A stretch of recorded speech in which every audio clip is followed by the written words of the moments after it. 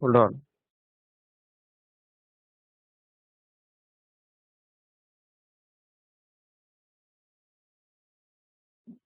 Yeah, this was day 4 in which I told you about Gmail. Right, I went there, I entered the email and I entered the password. Okay. Now, if you run this program again, say on Mozilla,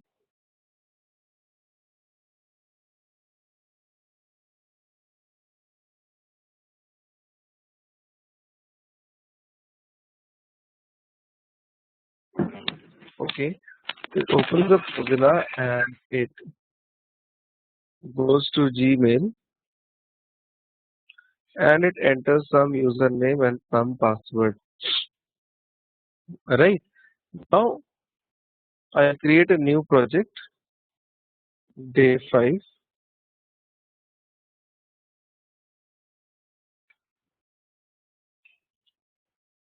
and I'll add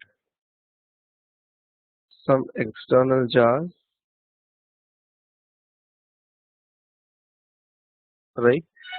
And let me copy in Eclipse, you can do that. Let me copy this gmail.com from gmail.java from here, and inside source folder, we can right click and paste it.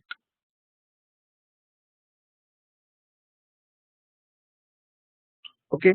Now that day I told you, you can simply write driver.findElement by the ID of the element dot send keys. Or there are other options you can select by the name if the developer has given the name. Right. At times you will come across situations where there is no ID, there is no name. Okay, you have to uh, judge it in a different way. Okay, over there, XPaths they come into play. Alright, now first of all, I will increase my text font. Hold on, I think it will be difficult for you to watch it. Hold on.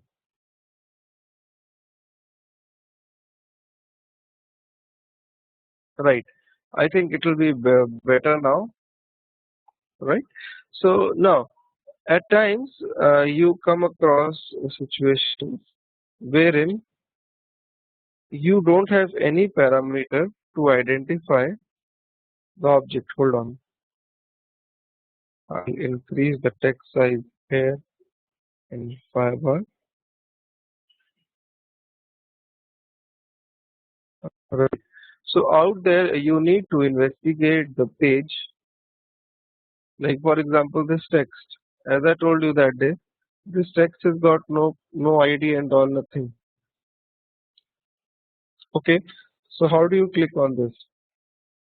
Or how do you extract, how do you print this text on the page, how do you check whether this, what is the text in this box? Fine. So over there XPaths they come into the play. Now XPaths, there are two types of XPaths. One type is partial, one is complete. Okay. uh, what do you mean by partial and complete XPaths? To look at that in detail, right? uh, On the top of Firebug, this is Firebug which is installed in my Mozilla browser. Okay, you just go to Google and type download Firepath. You install another add-on in Mozilla Firepath. It installs on the top of Firebug. Okay, you install Firepath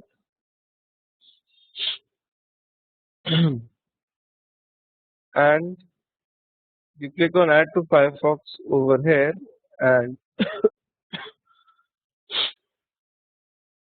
this will be added to.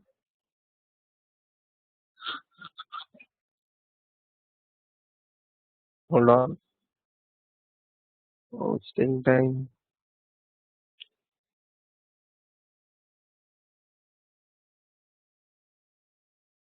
Yeah, you click on the install button over here now and it will restart,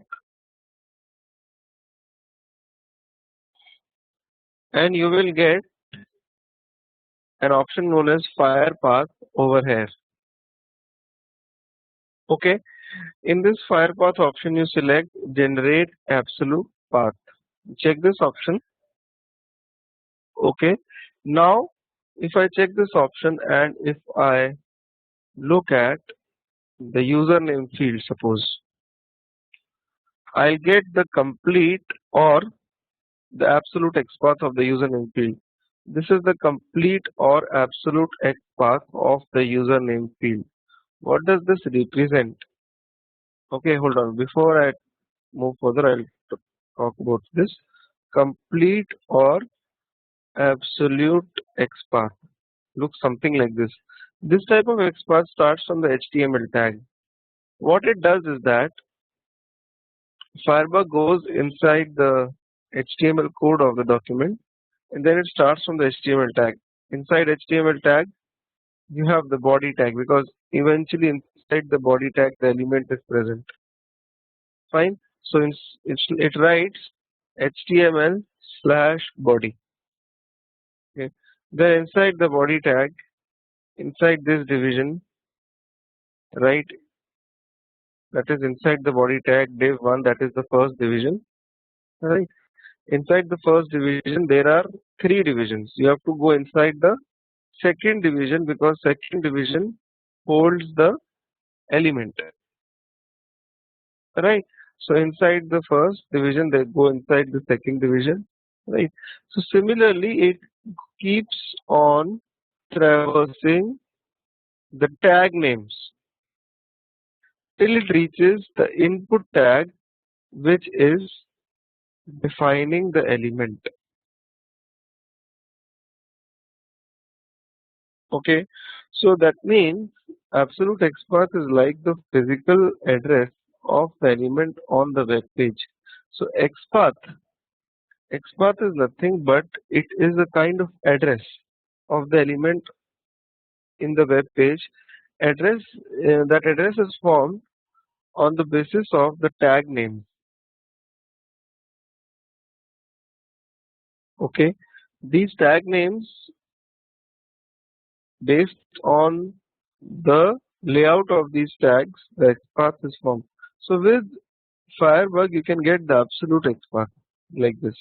Even for an element like this, this is the text, right? I can get this absolute XPath. This is the absolute XPath of this text, which is inside a tag called h4. So inside you, in the end, you get h4, right? If my if in my Eclipse, after going to Gmail, I type over here driver dot find element by the XPath and I give this absolute XPath. I'm sorry, I'm having a little cold, right? I'll talk about it, Vinod. Hold on. Okay.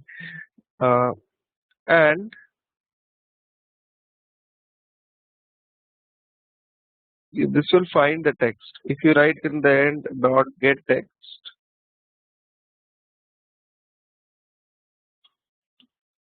this will get the text from that particular XPath. Right. This is the web element. From the web element, get the text. Right. You can take the text in a variable x and print x. So if you run this,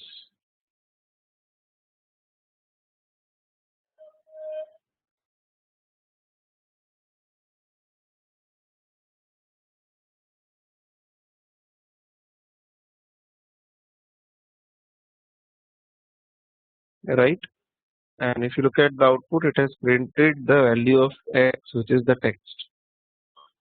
Okay. Now coming over to some questions which are being asked. First of all, what about other browsers? If I talk about Chrome, in Chrome, if I go to say Google search, how do I get the XPath? Okay, just be with me for 5 minutes. You'll come to know. In IE, you have to calculate it manually. There is no tool, but in Chrome, there is an option. In IE, you have to do it manually. But generally, if the XPath is there and you have found it on Mozilla, it will also work on Chrome and IE. It's not like that that the XPath is there in Chrome or and it's not there in IE and it's not there in Mozilla. The page source remains the same. If XPath is of a type in Mozilla, the same XPath remains in Chrome and IE as well. Okay, right. And Yogita, what is the text displaying dynamically? It doesn't matter. That's what XPath is like the address. For example, uh, your house has an address. Suppose house number 100. It doesn't matter who remains in the house, right? Similar thing is with XPath. It's like the address of the element. Anything can be inside it. For example, a page like sorry, a page like this Times of India.com, right? All of us we know that it's a news website. Okay, so on this website, yeah,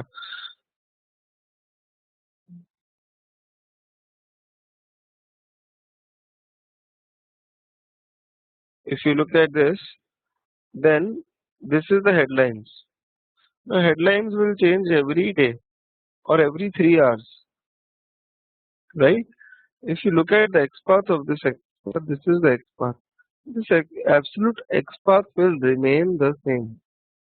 It will not change. The content of this anchor tag over here can change, right? But this anchor tag will be present. Okay, so this anchor tag will be present. You'll get the XPath. You got my point, right? XPath is something is which there. It's there. It's not gonna go away like that. Until or unless the developer he specifically changes the layout of the page. Okay. Now,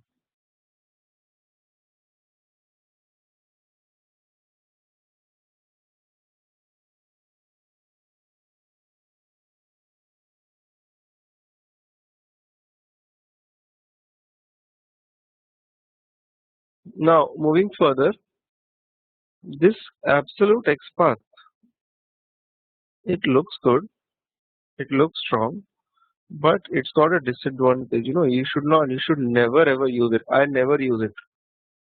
Absolute XPath because making the code is not the important thing. You can just learn and make the code. Okay.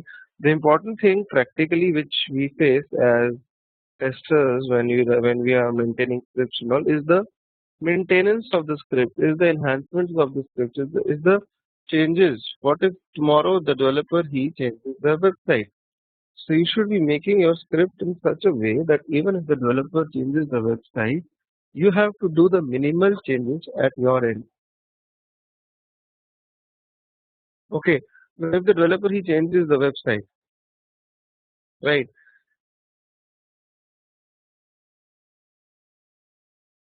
Okay, gmail.com changes, right? There is some tag which is introduced in between. Then my XPath will go for a toss.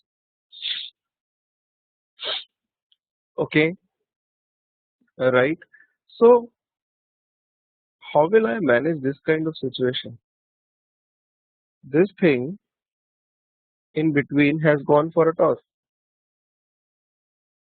Okay, so how do I manage that? Or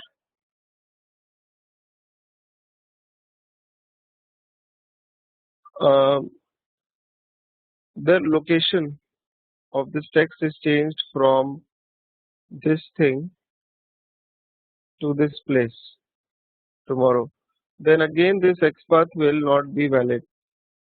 Rather, if something a new tag is added in between, all the XPaths, not just this the XPath for this, maybe the XPath for username, password, sign in button, images, links, all the XPaths will change and it will be a very tiresome process for you to update the XPaths to find which one have changed, which one have not changed. Okay, so it becomes a trouble,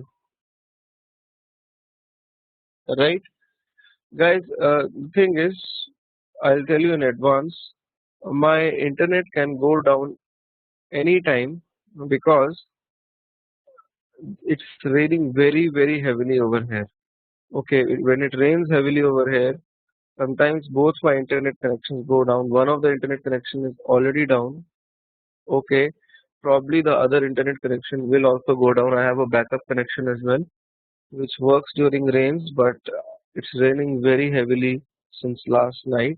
So if I by chance if I go offline, don't be surprised. Okay, so I'm just taking my risk and I'm just taking my chances right now. Okay, so uh, I hope you got that right. So this is the XPath, absolute XPath, and it's evil. You should not use it until very urgent. Okay. Now what we use practically are the partial XPath, right? If you look at the fire path option, you select over here generate, you uncheck this option, generate absolute XPath, uncheck that, and then move your mouse over say the username field. Then you'll get an XPath like this. This is the partial XPath of the username field. Ignore the dot in the XPath initially, you don't have to take that. Take rest of the XPath, then this is the XPath. Double slash star. The generic notation is double slash the input or the tag name of the element and then you give the ID of the element. Okay, right? Out here they have given star. Star means any element on the page, but it's better that you give the tag name. The tag name for the input is this input tag. So XPath should be there's an input field on the page whose ID is email. So this is kind of XPath is far better than the other one. Even if a new tag is added somewhere or the else, this XPath will remain same, right? Or for example, if I take up XPath of this search box over here or this register link, right? This is the partial XPath of this register link. What it has done is it is starting from this is the link. Firepath went and saw that file. This link has got no ID. It moved one location above. It went to the li tag. Okay. In the li tag also it found that there is no ID. Then it moved one location above to the ul tag. In ul tag also there was no ID. Then it went to nav tag. In nav tag it found that there is an ID. So it made the XPath starting from the nav tag ID. That is double slash star. Star instead of star I can give the tag name nav. Star means any tag name. To be more specific, you can put nav over there. A nav with the ID AUX hyphen nav. Under that there is a UL tag. This is the UL tag. Under that there is a LI tag. This is the LI tag. And in the end there is a anchor tag. You got my point, right? How this XPath is being made? right? So this is how the partial XPaths are made. Instead of starting from the base HTML document, we took the reference nav and started from there, right? So even if I use this kind of XPath, it can be valid. It's not mandatory to remove star, you can keep it, but I generally tell people that give the tag names, right? Don't make it a generic kind of thing. There is a nav tag name whose ID is this. Now, what are these 1 and 1 over here? Now, if you look at the UL tag, it's got two li tags under it. I am interested inside the first li tag. That's why I write li1. If I had been interested in the second one, I would have written li2. Okay. Now, in li1, again, there are two anchor tags. One is this one, the other one is this one. I'm interested in the first one. Okay, that's why I write A1 over here. Okay, guys, I again repeat, it's raining very heavily here. If by chance my internet goes down, don't be confused. Okay, I'll not be able to help it. I've got two internet connections, right? And one of them is down, but some of them, other one is working. But some of the XPaths show yes. Now, if you look at the XPath of the username field, it is showing like this partial XPath. If I look at the XPath of this text, it is still showing the complete XPath. This is because this is because it keeps on traversing the tag names, but it is not able to find the ID of any tag from where it can take the reference, like it did in the earlier example of register link in the other tab I showed you, right? So it is forced to make a complete XPath in this case. You got my point, right, Pratiksha? Because none of the elements over here has got an ID, so that it can take a reference from that element and move further. That's why Firebug is giving you an XPath like this. Now, guys, practically telling you, I never use Firebug, I never use Firepath, right? Sorry, Firepath. I never use Firepath to get my XPath. I make my own XPaths manually, and those are much better than the ones which you get from Firepath, right? I'll talk about that later on, how to get your own XPaths manually. That is the ultimate thing which you have to learn, because Firepath will sometimes give you XPaths which are not at all relevant. For example, this one. In this case, it's not able to find the ID of any element. So what it is doing is it is giving you a full XPath which is absolutely not acceptable, because full XPaths you should always refrain from using. They cause a maintenance nightmare. Okay, so you can either use partial XPath, right, or you can use the complete XPath.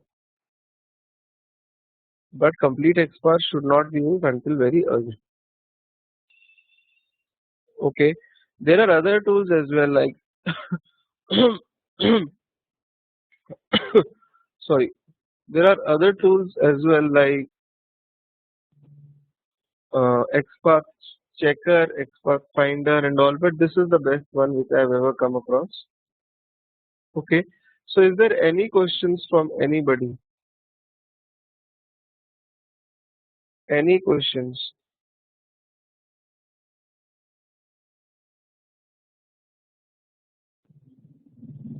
Yeah, tell me, Pratiksha, what is your question?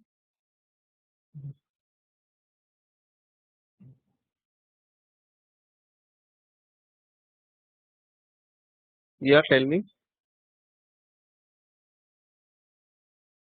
Yeah, yeah. Okay, there is a question being asked to somebody that uh, is how what if something changes inside the partial equation? Look, something changes, you have to bear that.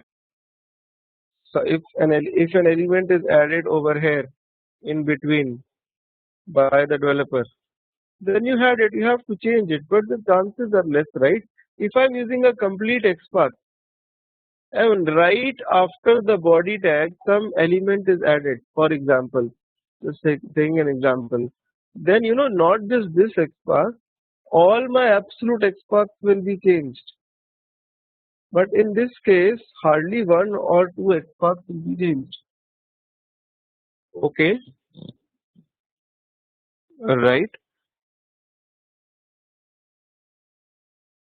I'm not able to see options to run. Well, there are two options to run the program. One is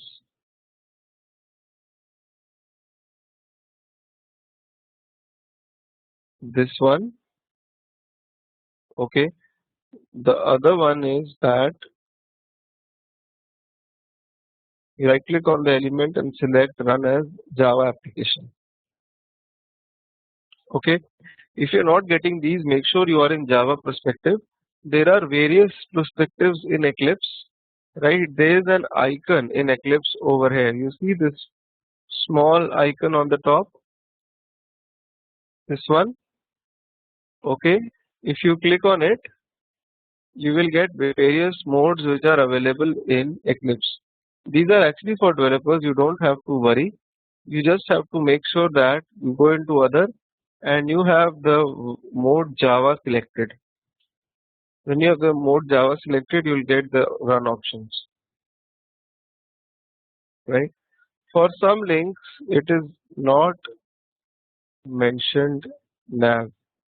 Yeah, it's not necessary that all the links will come with nav Yogita, right? Some of the links, like for example, link like extensions over here. It is a link, it's an anchor tag, right? It is starting with, again, it is starting with nav. Inside the nav, there is a OL tag, and then there is a second LI tag in which you are interested, and then there is a link. Okay, hold on. For example, on Gmail itself, or any other website, like if I go to Yahoo,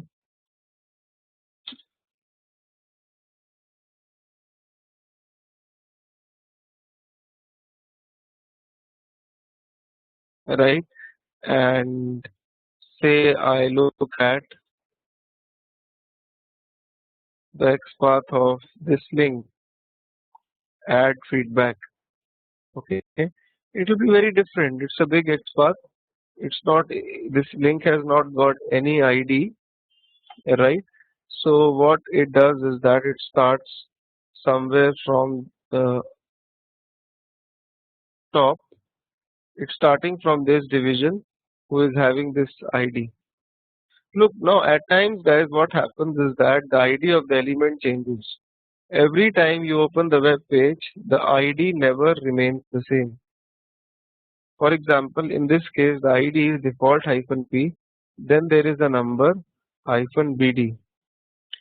In many applications, this number it changes dynamically.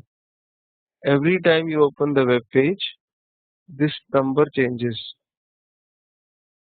Okay, that means every time you open the application, the ID of the element it changes. How do you work with such kind of IDs or such kind of elements? Well, guys, I'm sorry, I have a bad throat. Yeah. So how do you work with this kind of ID? Well, there are ways you can use JavaScript functions and all. I'll talk about that, but I'm telling you, don't get confused. If you see a web page like this, especially in Gmail and Yahoo, all these guys, they are very smart. They use IDs like this, which keep on varying, which are not the same. Even Facebook as well, right? So you don't have to worry. There are workarounds for that as well. It's not necessary that if you, for example, there are commands through which I can tell Selenium find the element whose ID is starting with this and ending with -bd. So no matter what number comes in between, right? There are commands in which I can tell in XPath that the ID starts with this and it ends with this. Okay, so you don't have to really worry. Fine. Now this is about XPaths. Okay, XPaths, they represent the physical address of the element on the web page. There are two types of XPaths: absolute and partial. Absolute XPath should not be used, or complete XPath, because if the page changes, then that XPath will change for sure. But partial XPaths, they tend to remain same, right? And even if something changes on the page, few of the partial XPaths will be changed, not all. But in case of absolute, almost everything gets changed, right? So I'm sorry guys, I'll stop here for today. Okay, I need to go. I need to visit the doctor. I was not well throughout the night. Okay,